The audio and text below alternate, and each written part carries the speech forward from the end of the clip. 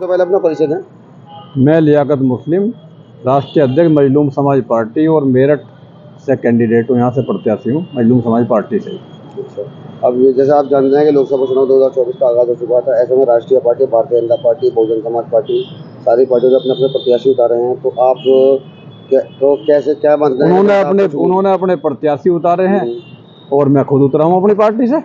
मैं भी प्रत्याशी हूँ। आपका जो चुनाव है वो किन मुद्दों को लेकर है?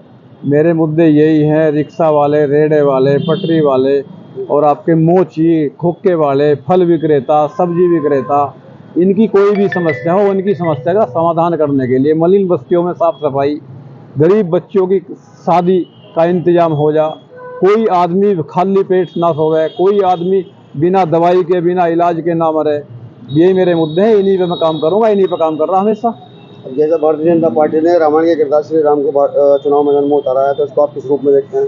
बढ़िया है भाई, बढ़िया आदमी है, अच्छा आदमी है। हम तो कह रहे हैं हम कि उनका वो करें, जैसे वो तो जनता देखेगी जिस रूप में देखेगी। मेरे ख्याल से हार के या जीत के बम्बई चले जाएंगे।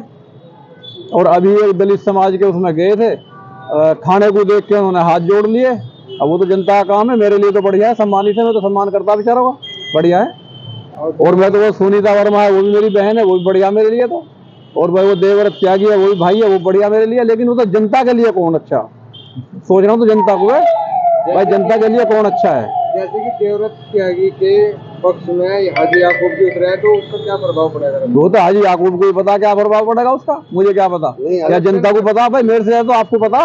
इलेक्शन के लिए प्रभाव किसी का कुछ नहीं पड़ रहा। वे बिना मतलब की बात कर रहे, सड़कों पर रोड शो करते फिर रहे, जनता में जा नहीं रहे। मैं मलिन बस्तियों में जा रहा। मेरे मुद्दे हैं गरीब आदमियों के उत्थान के, महिलाओं के उत्थान के, और अगड़ों के, पिछड़ों के, गरीबों के, अल्पसंख्यकों के, मुसलमानों के, जिन पे भी जुल्म हो रहा हो, जुल्म के खिलाफ मेरे मुद्दे हैं, जुल्म के खिलाफ लड़ाई के उनके मुद्दे हैं। सिर्फ सांसद बनो और लोकसभा में बैठ जाओ जाके ऐसी में, फिर 5 साल मौज लो, मिनिस्टर बन जाओ। ये तो आम जनता का हमेशा हर नेता सवाल होता है कि नेता सिर्फ चुनाव के टाइम ही दिखाई देता है और मैं 5 साल के लिए भाई मैं तो यहीं का रहने वाला हूँ, यहीं रहूँ, 5 साल से यहीं हूँ। क्या मैं तो जन्म से यहीं हूँ, मैं तो जन्म से यहीं हूँ और यहीं रहूंगा, यहीं मुझे रहना, यहीं मरना, यहीं जीना।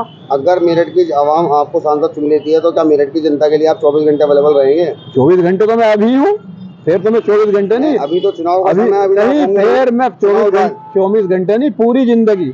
और मैं सुनो, मेरे गुरु थे साहब सिंह वर्मा जो दिल्ली के मुख्यमंत्री रहे, उनके पास रहा करता था मैं। तो वे एक बात कहा करते थे, आज वे बेचारे चले गए, भगवान उनकी, अल्लाह मियां उनकी आत्मा को शांति दे। वो एक ही बात कहा करते थे कि जो आदमी मेरे लिए 2 दिन काम करेगा, मैं उसके लिए पूरी जिंदगी काम करूंगा। और मैं उससे भी अलग बढ़ के कह रहा हूं कि जो आदमी मेरे लिए 2 घंटे काम करेगा, मैं पूरी जिंदगी उसके लिए दांव पे लगा दूंगा, पूरी जिंदगी।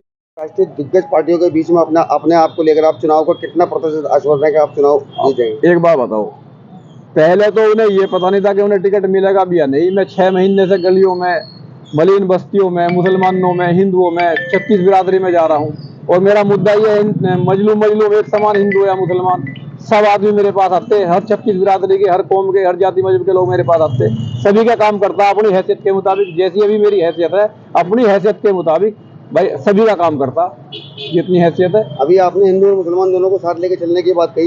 नहीं, मैं तो सिखों को और ईसाई भाइयों को भी साथ लेके चल रहा। हाँ, यही नारा कभी भारतीय जनता पार्टी ने भी दिया कि सबका साथ सबका विकास।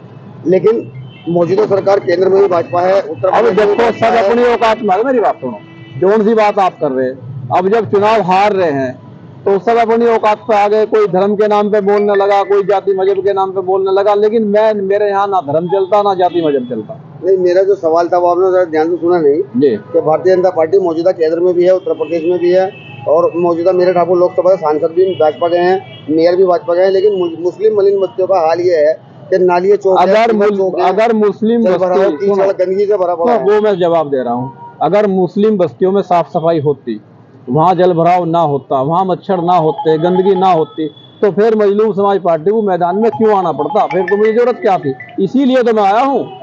मैं जो मलिन बस्तियां, चाहे वो हिंदुओं की हो चाहे मुसलमानों की हो, वहाँ साफ सफाई के लिए तो आया और जुल्म का सफाया करने के लिए आया। जुल्म नहीं होगा मेरे रहते हुए। और जनता से क्या मीडिया के माध्यम से आप जनता को संदेश देना चाहेंगे? पहले तो आप लोगों का, मीडिया का बहुत बहुत शुक्रिया। आपने मुझे इस लायक समझा कि भाई मेरा इंटरव्यू लिया। और मेरी यही अपील है मेरी प्यारी बहनों से और प्यारे भाइयों से और सभी समाज के लोगों से, सभी मजहब और जाति के लोगों से मेरी अपील है, मेरा बल्ले का निशान है 26 तारीख में, जितना ज्यादा से ज्यादा आप बल्ला चला दोगे उतना ही ये मान के चलो कि मेरठ का विकास भी हो जाएगा और मेरठ में जुल्म ज्यादती खत्म भी हो जाएगी और यहाँ अमन और भाईचारा कायम भी हो जाएगा। बल्ले का निशान है, बल्ला चलाओ बस। मजलूम समाज पार्टी जिंदाबाद। और आप सब भाइयों को मेरा राम राम, नमस्ते, सलाम।